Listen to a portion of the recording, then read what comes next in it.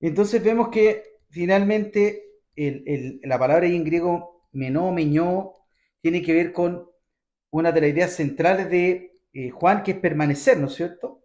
Y vemos cómo aquí el Señor lo lleva también al tema de que el comer la sangre, de comer la carne y beber la sangre del Señor hace eso, ¿no es cierto? Nos hace uno con Él.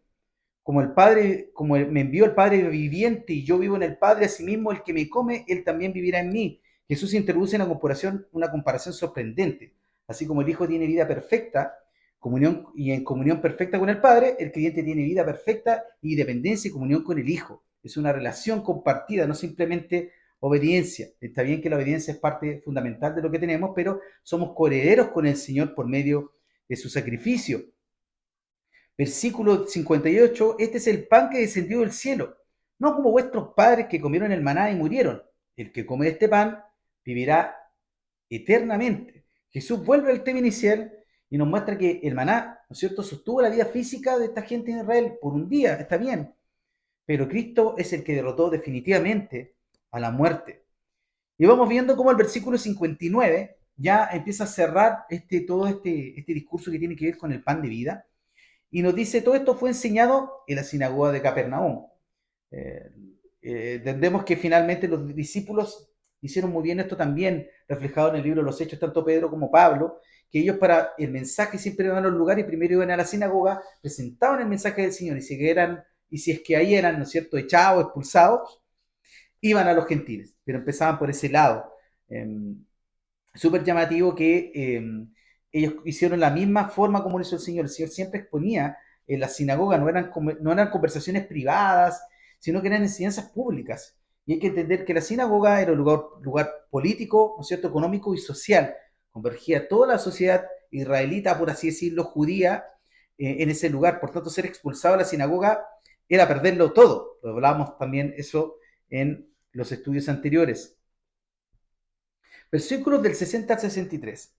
Aquí hay una cuestión, una decisión que ya tienen que tomar los apóstoles con respecto a cómo veían este mensaje. Y dice, estos son uno de los pasajes más tristes que vamos a ver. Dice, al oírlo muchos de sus discípulos dijeron, dura palabra es esta, ¿quién la puede oír? Sabiendo Jesús en sí mismo que sus discípulos murmuraban de esto, les dijo, ¿esto os ofende? Pues ¿qué si vierais al Hijo del Hombre subir a donde estaba primero? El Espíritu es el que da vida, la carne para nada aprovecha. Las palabras que yo he hablado son Espíritu y son vida. Dura palabra es esta, ¿no es cierto? Dura acá no significa dura palabra de entender, sino significa que ellos estaban viendo algo como ofensivo, como intolerable. Los discípulos lo cuestionan, la forma en que se está comunicando el Señor, lo encuentran poco inclusivo. ¿Eh?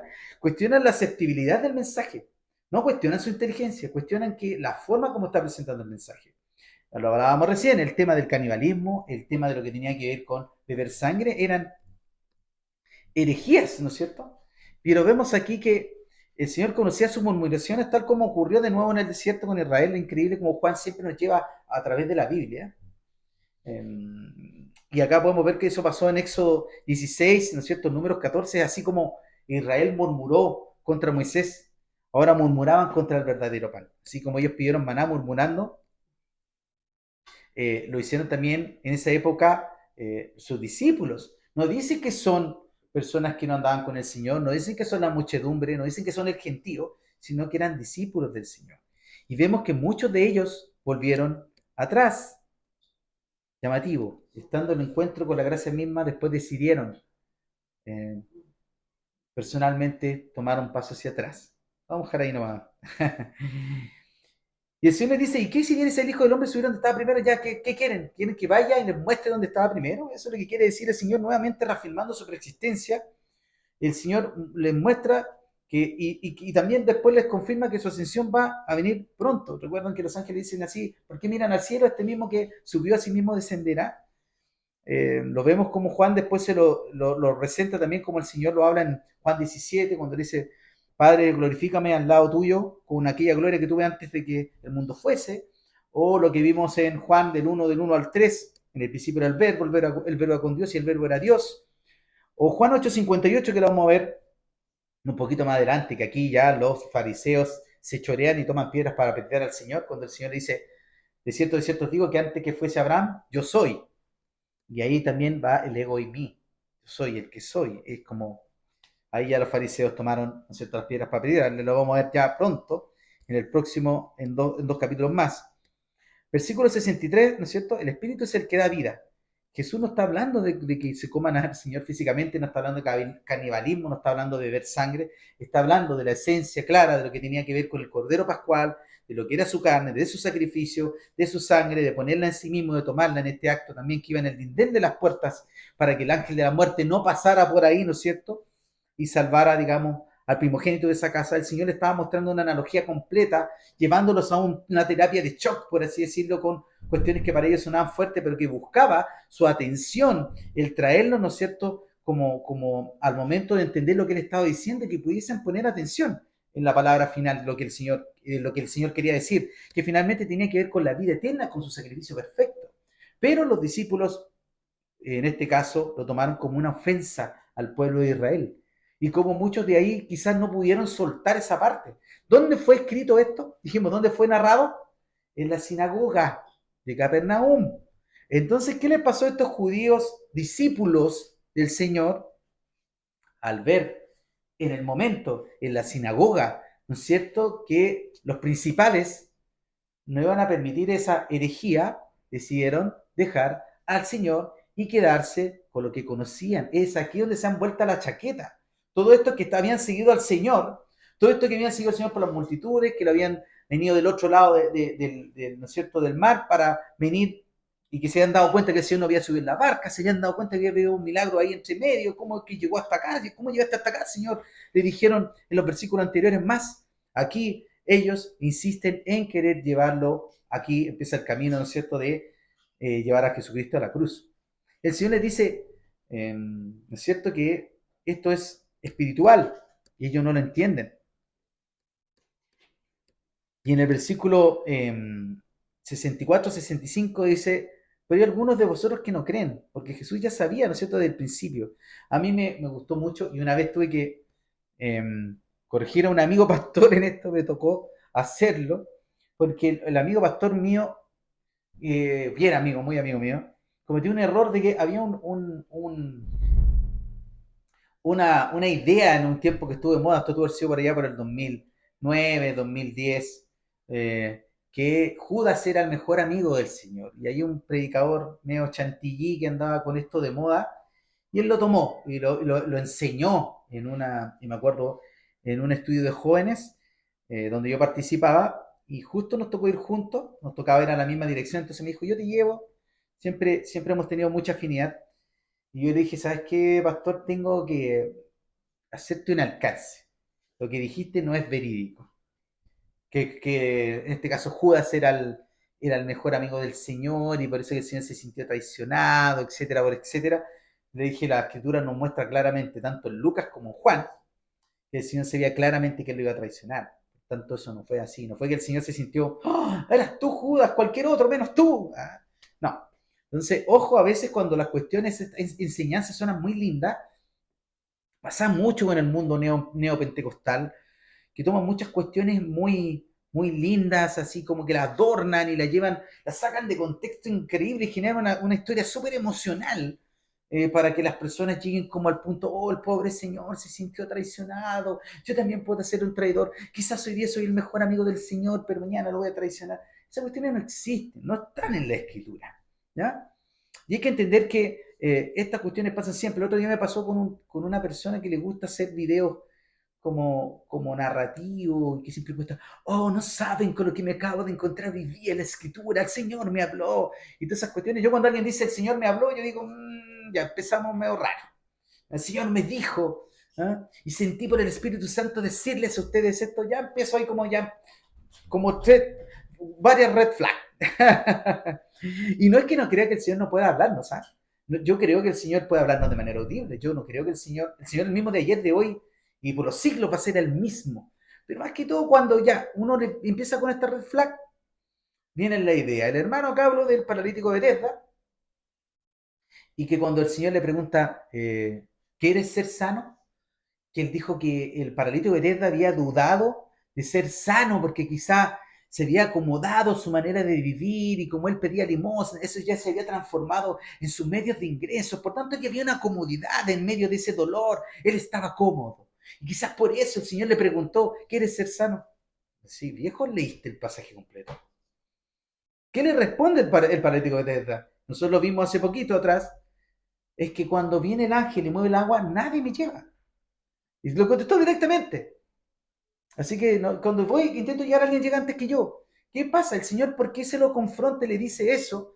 Es porque claramente el Señor estaba atacando su superstición con respecto a que iba a ser sano por el movimiento de unas aguas donde nadie había sido sano nunca. Y eso queda súper claro. Porque en los evangelios vemos como después los fariseos dicen, nunca en Israel se ha visto una cosa como esta. ¿No es cierto? Por tanto, hay que entender que los milagros que sucedieron en el tiempo del Señor solamente aparecieron únicamente con el ministerio de Jesús. Nunca antes habían aparecido, no había habido ningún milagro. No hay registro de aquello. Por tanto, el Señor estaba atacando su, ¿no es cierto?, superficialidad con respecto a lo que quería con esta superstición. Y pasa mucho que la gente empieza a interpretar versículos bíblicos por medio de emocionalismo. Y quizás tú también estás anclado en cosas que son cómodas para ti, que tú sabes que están mal. Y mentira, eso no existe. Por favor, hermanos, hay que estudiar la escritura como corresponde. Y otra cuestión que hay que entender, que si uno quiere meterse en esto, de querer enseñar la escritura, tiene que de una u otra manera hacer por lo menos cuestiones formales con lo que tengan que ver con teología. Creo que nos ordena teológicamente, doctrinalmente, asumir una posición teológica, poder enseñar la cabalidad y también hacer un estudio serio de la escritura antes de llevar todo al emocionalismo. ¿Qué pasó con estas personas? ¿Y por qué hago este análisis? Porque estas personas que estaban ahí venían, ¿no es cierto?, de a ser alimentados con los 5.000, ver la enseñanza de ese momento. Estuvieron con él 3 días, ¿no es cierto? La enseñanza era tan buena la enseñanza que estaban escuchando que no comieron todo el día para estar con el Señor y los discípulos le dicen, mandémonos para su casa, que ellos vean cómo matan su toro, porque ya han estado 2 días acá. Recuerden que estaban un día, durmieron ahí, y al otro día en la noche ya lo iban a despedir porque ya habían pasado 2 días que no habían comido. Y el Señor dice, no, denle ustedes de comer. Entonces hay que entender que en esta línea, estas personas estaban emocionadísimas con el mensaje del Señor. Y por eso es que cuando sustentamos esto en la emocionalidad, es un peligro. Porque ellos estaban emocionados con lo que el Señor había hecho. Se habían dado cuenta que el Señor no había subido a la barca, que todos los otros barcos se habían ido, y que después llegan allá y el Señor llega y ya estaba allá. Dice, Señor, ¿cómo llegaste acá si no teníamos subir en ningún bote? Se dan cuenta que algo sobrenatural había pasado, seguían con esa parte de entender que el Señor había sido sobrenatural de las cosas que habían pasado. Quizás que inclusive por ahí algún discípulo tuvo el contado que el Señor había llegado caminando, porque los discípulos eran más. ¿Ah? Entonces, finalmente, todo eso lo sabían, lo habían visto, lo habían oído, y aún así, después cuando ven lo que iban a perder con respecto a los judíos y al legalismo de la época, deciden echar un paso atrás y dejar al Señor ahí. Y dice, muchos discípulos dejaron de seguirle. Y el Señor sabía los que no creían. Dice, porque Jesús sabía desde el principio quién eran los que no creían. Esto también lo vimos en el libro, en el capítulo 2 cuando terminamos el capítulo 2 cuando su familia no creía en él, cuando después del milagro de la boda de Caná y todo lo que había pasado con el templo, la purificación del templo, el Señor sabía claramente lo que viene en sus corazones. Entonces dice el capítulo 2 que él no necesitaba que nadie le diera testimonio en el hombre, pues él sabía lo que había en el corazón del hombre. Aún así el Señor tuvo misericordia de ellos, aún así los alimentó, aún así les explicó nuevamente quién era el Cordero Pascual, que debían comer su sangre, que debían ver su sangre para tener vida eterna, y aún así, en ese momento lo iban a empezar a traicionar. Entonces vemos cómo el Señor aquí no elimina nuestra responsabilidad humana, sino que la deja en evidencia. Como ellos, estando con ellos, viendo los milagros y pudiendo haber aceptado el mensaje del Señor, deciden unilateralmente renunciar a Él. Dios llama y el hombre responde. Nosotros creemos en eso, en el sinergismo. Desde nuestra comprensión, ¿no es cierto? El Padre atrae, concede y pone todos los medios para que el hombre pueda venir a Cristo. Su gracia es provisión para el ser humano para que él pueda arrepentirse. Pero el ser humano conserva esta responsabilidad de responder o rechazar esta gracia infinita. Jesús ya había enseñado algo similar en la parábola del sembrador, ¿no es cierto? cuando vemos que la tierra, ¿no es cierto?, una semilla cayó en buena tierra, otro cayó en el camino, otro cayó en espinos. Vemos como aquí pasa lo mismo, vemos como este público gigante de 5.000 personas se reduce a un público selecto. Y después le dice el Señor, um, eh, Juan 6:66 dice, desde entonces muchos de sus discípulos volvieron atrás y ya no andaban con él, y el Señor les dice, ¿acaso también ustedes quieren irse? Y es genial, porque esto termina en esperanza. Es genial porque termina en esperanza, porque quizás nos vemos reflejados mucho en esta actitud bipolar del ser humano, y quizás por ahí cuando estamos esperando algo del Señor y a veces no llegan las cosas y empezamos a entrar en una pequeña desesperación, empezamos a caer en esa crisis a veces mental. El enemigo ataca nuestra mente, nos hace dudar, pero el apóstol Pablo, y es de los pocos pasajes que Juan mantiene la coherencia con, ¿no es cierto?, los sinópticos con respecto a lo que es Pedro y lo que hace Pedro. Entendemos la rivalidad que tenían, pero más entendemos que el Señor hace de la suya siempre. ¿Qué dice el versículo de Juan 6 del 67 al 69? Dijo entonces Jesús a los 12, ¿queréis acaso también iros vosotros? Le respondió Simón Pedro, Señor, ¿a quién iremos? Tú tienes palabras de vida eterna. Y nosotros hemos creído y conocemos que tú eres el Cristo, el Hijo del Dios viviente. Jesús no detiene a quienes están marchando. Jesús no va y les ruega, Jesús no va detrás de ellos y dice, pero ¿por qué? Quizás me han entendido, disculpen, me va a explicar de nuevo, me va a explicar de mejor manera para que no se ofendan. Y es lo que pasa con el mensaje actual. El Señor va y se los pregunta a los 12. Porque hay que entender que el Señor nunca va a estar detrás de la gente. Ayer veía una presentación que hacía un pastor de una alianza cristiana y misionera en Peñalolén, que tenía referencia a lo que eran el rol de los padres y los hijos en la fe. Tomaba también el pasaje del pródigo, pero él mostraba una data que tenía que ver con el cristianismo protestante, por así decirlo, en Chile, y cómo no ha crecido, a pesar que nosotros vemos que los que estamos inmersos en el mundo cristiano evangélico, a veces vemos que hay un montón de fanfarria por todos lados, todos los hermanos son influencers, ahora todos suben material a las redes sociales, más vemos que en el comportamiento sociológico chileno no superamos el 15%, y no lo hemos superado nunca en los últimos 30 años. Es llamativo, no se está entregando la fe a la nueva generación de una manera concreta. Esto es muy llamativo. Y la nueva generación es la que más no se identifica con una fe, eh, por así decirlo, confesional, que tiene que ver con que pertenezcan al mundo protestante o al mundo católico, sino que son gente que dice que creen en Dios pero no pertenecen a ninguna religión. Esto es súper peligroso. Esto es querer acomodar a Dios a nuestra medida. Y pasa mucho que hay iglesias, muy presente en el neopentecostalismo, en iglesias no denominacionales y todas estas cuestiones que creo que, si bien es cierto, pueden ser necesarias, y el Señor ha usado algunas de ellas, creo que finalmente se están transformando más en un problema que en una suma de cosas para lo que es el mundo cristiano. Porque finalmente cualquier pastor que es muy independiente puede empezar a acomodar las ideas de la escritura con la finalidad de transformarlo en mensajes motivadores, en mensajes que le acomodan a la gente, que le hacen sintonía al mundo, pero que no hacen verdaderos cristianos. Porque el cristianismo no consiste tampoco principalmente en una doctrina o una institución o un conjunto de normas, sino en la persona de Cristo.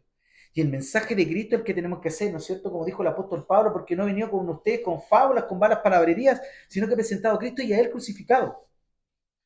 Pedro aún no comprendía todo, pero ya sabía lo suficiente. Jesús era el único Salvador. Finalmente, en el versículo 70 y 71, Jesús le responde, ¿no es cierto? ¿No os he escogido yo a vosotros los 12 y uno de vosotros es diablo? Hablaba de Judas Iscariote, hijo de Simón, decía que porque este era el que le iba a entregar y era uno de los 12. Jesús le recuerda que en medio de los 12 hay un traidor, y aún así el Señor prosiguió. Si bien es cierto, el Señor no fue a rogarles a estos desertores, pero tampoco le negó la gracia a los que se quedaron. En medio de los 12 que se quedaron, había un traidor, y el Señor aún así mostró su gracia hasta el último momento. Caminó con el Señor Judas, escuchó sus enseñanzas, vio los milagros, pero nunca rindió verdaderamente su corazón. Vemos claramente que hay tres grupos que siguen acá: los judíos que discutieron o no quisieron creer, muchos discípulos que desertan y abandonan la fe, y los discípulos, los 12, representados en Pedro, que había una convicción, ¿no es cierto?, en cuanto a lo que era el Señor. Y, y creo que la verdadera fe no consiste en entender plenamente y completamente los misterios del Señor, sino en obedecer, en confiar y dejarnos guiar por la persona de Jesucristo que hoy día nos da testimonio de que somos de Él por medio de su Santo Espíritu. Por tanto, la pregunta siempre va a estar y resonar en nosotros el que si queremos irnos nosotros también, si estamos dispuestos a renunciar a nuestras expectativas, a soportar la oposición o inclusive entender que nuestro mensaje no va a ser bien recibido y entender que la fe madura no se basa únicamente en los milagros, en lo que podemos esperar del Señor ni en las bendiciones, sino en la convicción de lo que Él es. Por tanto, quizás como cierre tenemos que quedarnos con la idea del apóstol Pedro que dice, Señor, ¿a quién iremos? Tú tienes palabras de vida eterna. Y esa tiene que ser nuestra confesión todos los días. Permanecer, alimentarnos de Él, vivir por fe y tener comunión con Él y perseverar hasta hasta el día que el Señor va a cumplir su promesa donde seremos, ya seamos en vida o en muerte, seremos resucitados para estar para siempre con el Señor. Así que tenemos que tener fe, paciencia, soportar el día que vivimos y al mismo tiempo tener la esperanza de que estos pasajeros, la vida eterna no se compara con este pasar en la tierra. Eh, Hoy día estaba haciendo la alabanza y se me vino, no sé por qué a la cabeza, cuando tocaba en las primeras iglesias tenía como 6 7 años y de repente uno ve el tiempo y es tan rápido y estaba haciendo lo mismo después de ¿cuánto? Casi 40 años después. Es increíble ver cómo el Señor es el que nos sostiene y tenemos que descansar en Él y en su palabra y entender que hay un propósito para nosotros. Vamos a orar. Señor, te damos gracias por tu fidelidad, por tu misericordia para con nosotros, en que siendo pecadores, Señor, tú primero viniste por nosotros. Entendemos tu soberanía en nuestras vidas, entendemos también nuestra responsabilidad para poder aceptar tu palabra, obedecerla y guardarla. Ayúdanos, Señor, a ser referentes de fe, de conducta y de amor para los que no te conocen.